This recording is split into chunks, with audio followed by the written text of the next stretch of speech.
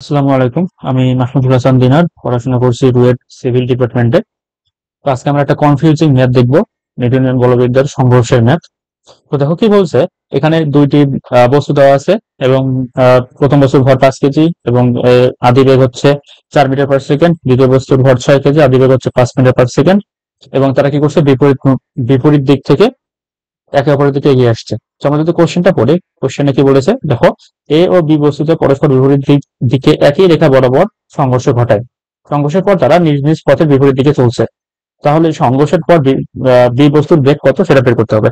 তো তোমাদের এই টাইপের ম্যাথের জন্য আমি যেটা বলবো, তোমাদের সাজেস্ট করবো, সেটা হচ্ছে তোমরা আগে দেয়া আছে কোলা লিখে রাখো। তো দেয়া আছে কি কি, দেখো M1 এটা হচ্ছে 5 কেজি, অ্যান্ড U1 এটা হচ্ছে 4 মিটার পার সেকেন্ড।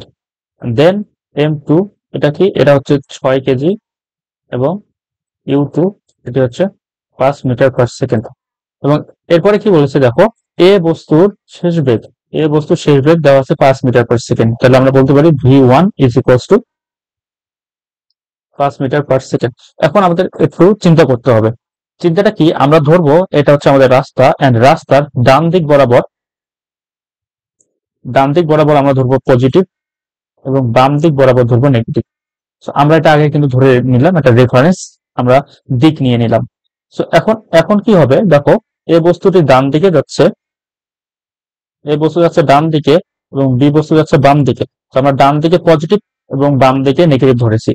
তো এখন আমাদের সূত্র কি হবে, মোমেন্টামের সূত্র, সেটা হচ্ছে দেখো, এখন আমরা যদি বলি যে সংঘর্ষের আগে, আমরা কি জানি সংঘর্ষের আগে এবং পরে কি হয়, ভরবেগ সংরক্ষিত থাকে। সংঘর্ষের আগে কি হবে, M1 U1 plus M2 U2, এটা আমরা আগে বের করবো। ওকে, সো M1 কত, M1 হচ্ছে 5 কেজি ইন্টু, আচ্ছা কেজিটা আমরা না দিই এখানে,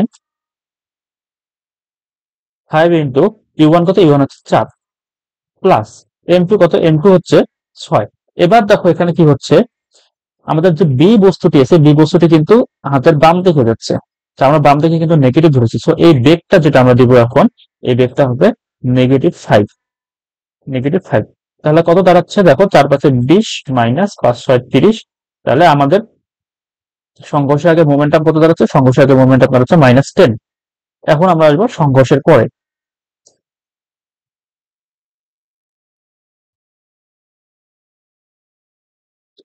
সংঘর্ষের পরে কি হবে, সংঘর্ষের পরে হবে M1 V1 plus M2 V2। আমাদের কি করতে হবে, V2 বের করতে হবে। ঠিক আছে, তো দেখো এখন কি করা যাবে, এখানে M1 কত, M1 এর ভর হচ্ছে 5 কেজি এবং V1 দেয়া আছে, দেখো V1 দেয়া আছে 5 মিটার পার সেকেন্ড। বাট একটা জিনিস খেয়াল করো, প্রশ্নে কি বলেছে যে তারা সংঘর্ষের পর তারা নিজ নিজ গতিপথের বিপরীত দিকে চলছে। তার মানে কি, এ যে বস্তুটি আছে সংঘর্ষের পর সে দিক পরিবর্তন করে বাম দিকে চলে যাচ্ছে। আমরা বাম দিকে কি ধরেছি, বাম দিকে নেগেটিভ ধরেছি। তো এখানে এই বস্তুর যে বেগ 5 মিটার পার সেকেন্ড, এই বস্তুর শেষ বেগ 5 মিটার পার সেকেন্ড, এটা কিন্তু নেগেটিভ হয়ে যাচ্ছে 5 মিটার পার সেকেন্ড।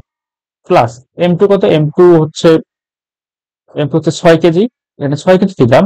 এবং দেখো আমাদের যে বি বস্তু কিন্তু ডান দিকে যাচ্ছে, বি বস্তু ডান দিকে যাচ্ছে, ডান দিকে যাওয়ার ফলে কি হচ্ছে, ডান দিকে পজিটিভ। সো আমাদের বি বস্তুর বেগটা পজিটিভ হয়ে যাচ্ছে। তাহলে আমরা বি বস্তুর বেগ যেটা হচ্ছে V2 সেটা বের করব। সো এখন দেখো, আমরা কি জানি যে সংঘর্ষের আগে এবং সংঘর্ষের পরে মোমেন্টাম সমান থাকে। তো এখান থেকে আমরা এখন কি বের করতে পারি, এখান থেকে আমরা লিখতে পারি -10 is equals two -25 plus 6V2। এখান থেকে আবার কি লেখা যায়, -25 লেফট সাইডে চলে আসবে, তাহলে কি হচ্ছে +25 মানে হচ্ছে +15 ইকুয়ালস টু 6V2। এখান থেকে কি লেখা যায় দেখো, এটা কাটাকাটি যায়, এটা হচ্ছে 5, 3 5 15, 3 2 6। তাহলে V2 ইকুয়ালস টু কি হচ্ছে 5/2 মিটার পার সেকেন্ড।